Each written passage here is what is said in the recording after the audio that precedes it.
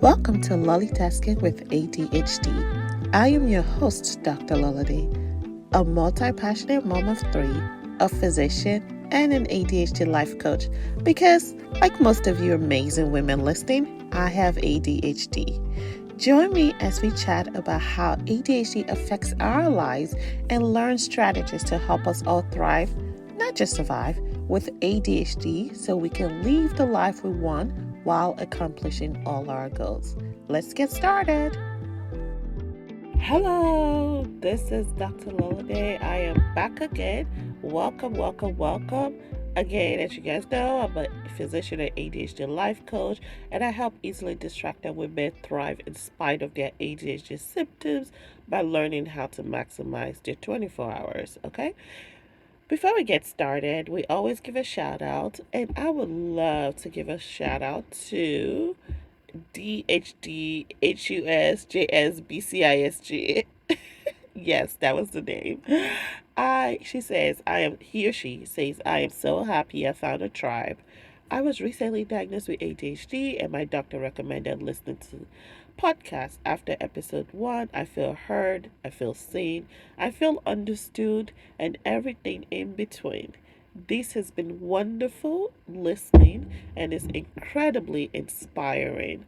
Oh my goodness. Thank you for listening. I am so excited you found this podcast. I am so excited that you feel it's inspiring. And more importantly, I am so excited that you said you found your tribe because it is very, very important you associate yourself with people who understand what you're going through and who are able to help you through whatever it is you're going through. So, if you're still looking for a tribe, you can always follow us and join us on our Facebook group where we will talk more about this.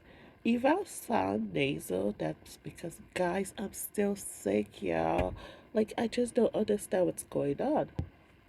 Yeah. Okay. So let's just do it. All right. So I mean, just it is very important we have a tribe. Like, if you love this podcast, like I said, go ahead and leave us a comment, leave us a review. The more you do this, the more encouraged we get. Okay. Speaking of finding your tribe, something happened to someone I know the other day, and it was such a gut wrench because I've been there, I've seen other people be there. Making friends as an adult can be quite difficult. Making friends as an adult with ADHD can be almost impossible, especially making new friends. You know, I personally tend to be very social with people, and I know, but kind of apprehensive when I don't know new people. And the other day, my daughter asked me, and she was like, "Oh, I bet you were popular in school." And I was like, no, boo. I wasn't, I was never the popular child, but I've always gravitated towards people who were like me. So I've never felt like, oh, I did have a friend, and I never actually sought to be popular. I actually don't like attention on me. It's one of those things that I don't like people. I kind of want to be hidden away from everybody. That's where my combined and inattentive comes in. So, like, when I'm around people I don't know, I can be very inattentive and just kind of stay in my own world. And then when I'm around my friends, I'm like the most bubbliest person you've ever met.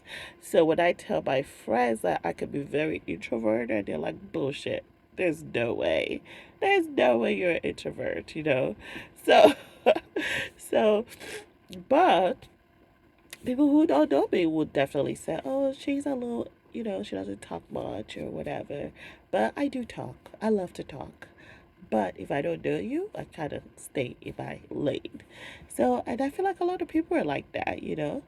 Um, so anyway, so I've watched like many children, even adults with ADHD, attempt to make friends, and let me tell you, it can be so cringe-worthy as an outsider looking in, right? I'm like, God, is this how I am? Because a lot of times we don't have that self-awareness that we're doing what we're doing that's preventing us from having friends. So, I mean, but we all know the key factors in having a good friend has to be like reciprocal friendship, so it's not just one-sided. Communication, which we are not particularly great at. um feel that you have the same interests, right? Um, have nice social skills, yeah, that's important, and we usually don't have that. And you have to be you have to have the ability to read the room and understand social cues. So those are, I think, one of the main things you need to know to be able to create friendship. Um, but as you know, most people that are hyperactive or impulsive girls, you know, we have issues taking our turn. And when we do that, it makes us seem rude in front of the other person. They don't understand that, yo, I just have such a great idea. My brain just wants to burn it out before I forget, you know? Um, and we always have something to say, right? So we interrupt because they don't let us say it. So the only way we can get it done is to interrupt. But the other person is looking at it like, good Lord, she's been talking all day. Can she just shut up? That way I can talk as well, right? And which is very hard for us to do. So we have to acknowledge that. Um, we can be too loud sometimes. We could throw tantrums when we don't get our way or when we feel like they've wronged us, even though maybe that was not their intention. That's why I always recommend that we always give our friends the benefit of the doubt before jumping into conclusion in most situations, right? Um, and then another thing we're not gonna do is understanding boundaries. Like, don't be all up in people's face. Sometimes, even hugging them or, holding hands with them. They may not want that, but they do that because they don't want to hurt your feelings. So just understand boundaries and read your social cues, how they feel when you talk to them or when you try to approach them. Um, if you have an attentive ADHD, you can be considered a loner, right? Oh, she's very spacey. She doesn't really care. And that's not true. You do care. But the problem is you're all up in your head. So it's really hard to to pay attention to other things, right? Even though you seem uninterested, they typically are not uninterested. They really do want to get to know people, but because they're like in their mind and spacey, I guess it's the best word I can use, it is often interpreted by being uninterested in whatever it is that's going on. Okay? Um, and then when it comes to emotional dysregulation, they can also find it hard, um, basically understanding where people are coming from and take it to heart instead of just looking at the facts of the situation. Okay? And the last thing that we're known for is our over eagerness. We're so over eager to help when sometimes they just want you to listen to them and to hear them, you know? So okay, so how do you like truly make friends, right? Already kind of giving you some of the things that we do, not to make you feel bad about yourself, but to kind of give you that awareness because awareness is very important. If you're aware of something, then it's easier for you to change it. So, how do you make friends? First of all, social skills, like most skills, can be learnable, right? Um, but it may take years to perfect. So, take it out of your mindset that, oh, I'm just going to try this skill or this thing, and if that doesn't work, then that means I can never win. No, it's going to take years to perfect.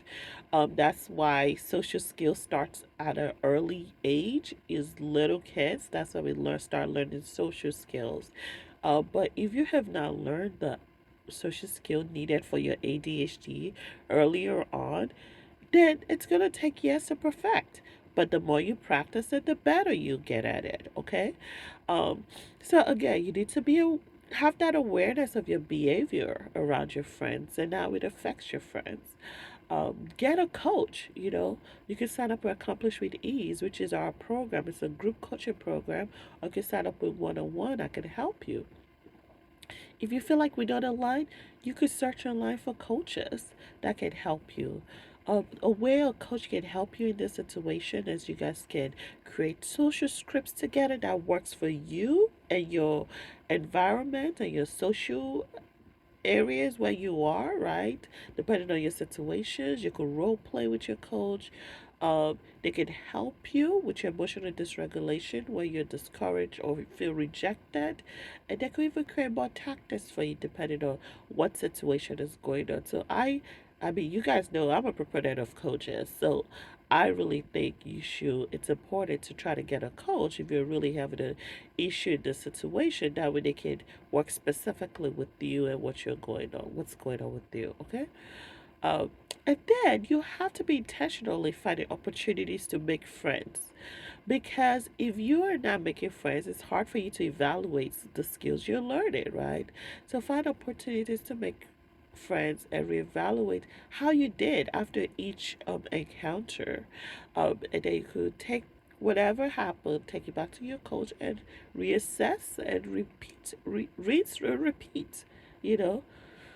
Um, and in addition to being intentional in creating opportunities, you have to be intentional in creating that friendship and maintaining the friendship. What does that mean?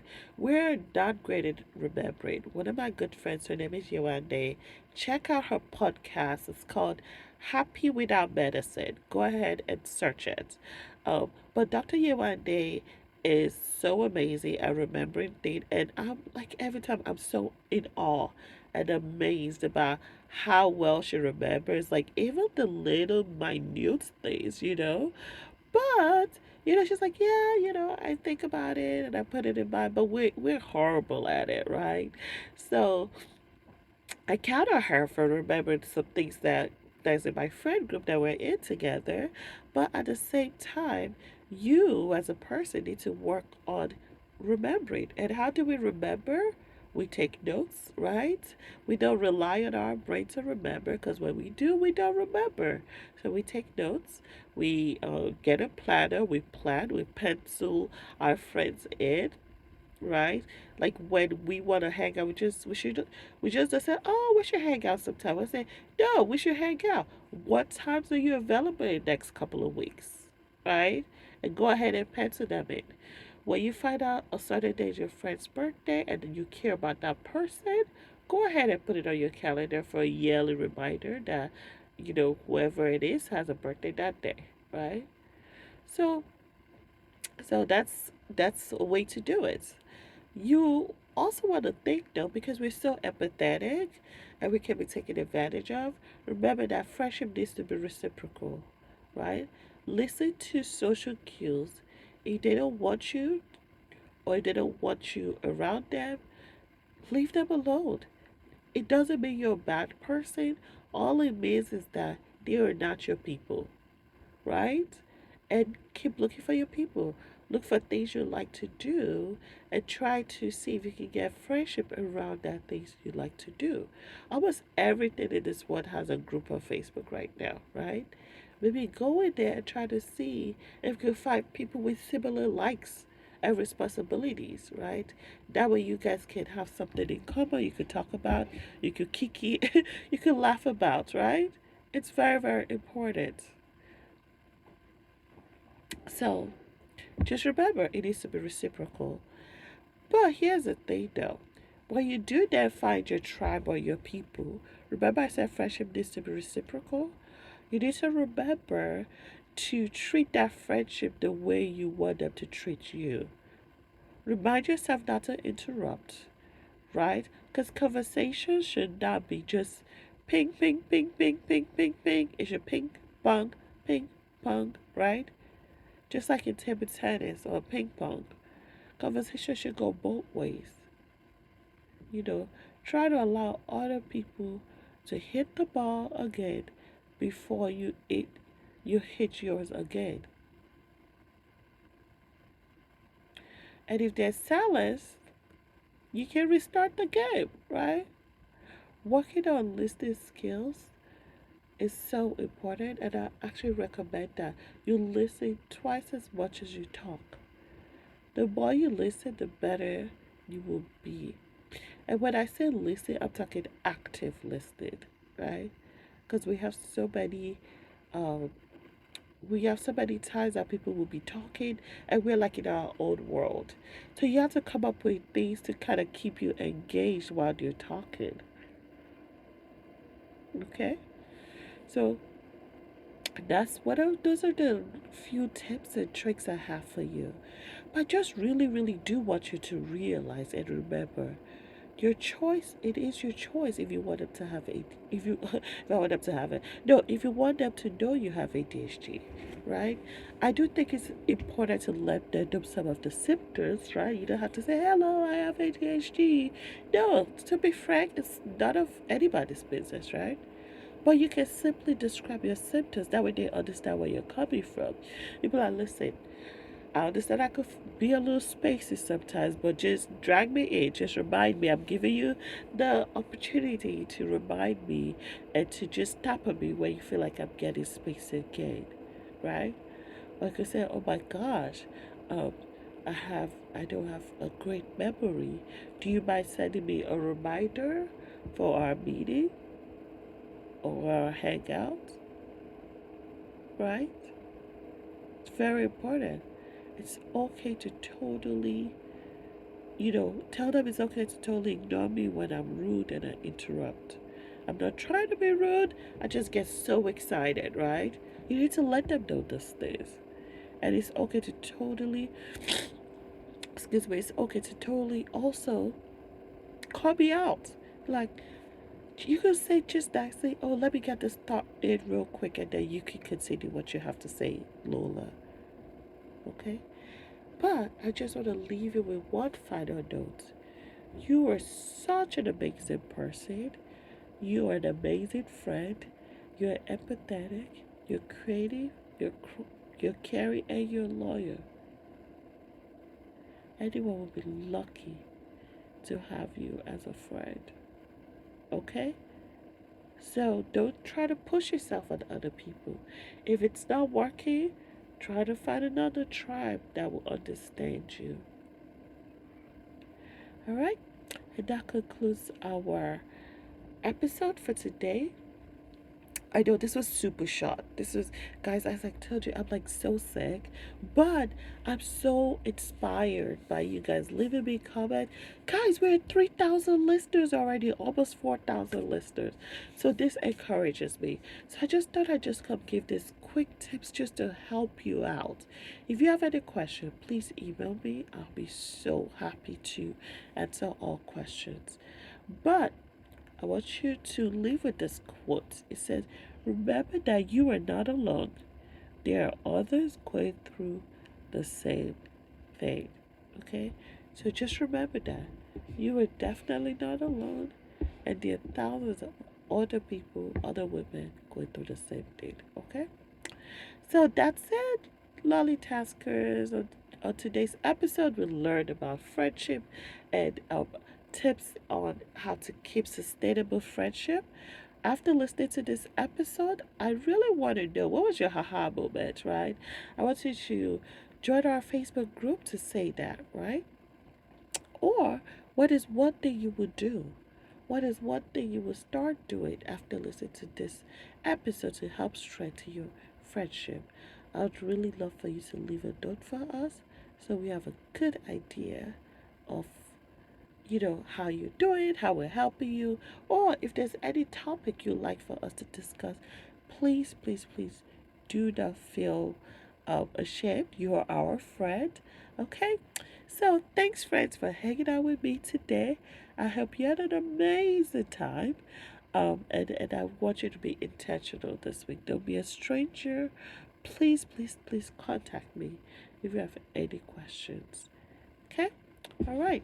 And that concludes our LollieTasking. Till next time, remember, you can do it too. With some planning, a little bit of balance, and a dash of determination. This is LollieTasking.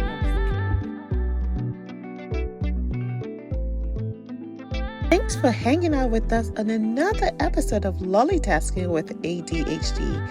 If you like what you've heard today, I would love for you to click the subscribe button, rate, and leave a great review, in addition to sharing with your friends. Your review allows visibility and also allows other amazing women to find this podcast. Also, if you have any questions or topics you would like for us to discuss, please contact me via direct message on Instagram at LollieTasker or email us at hello@LollieTasking.com. Till next time, this is LollieTasking with ADHD.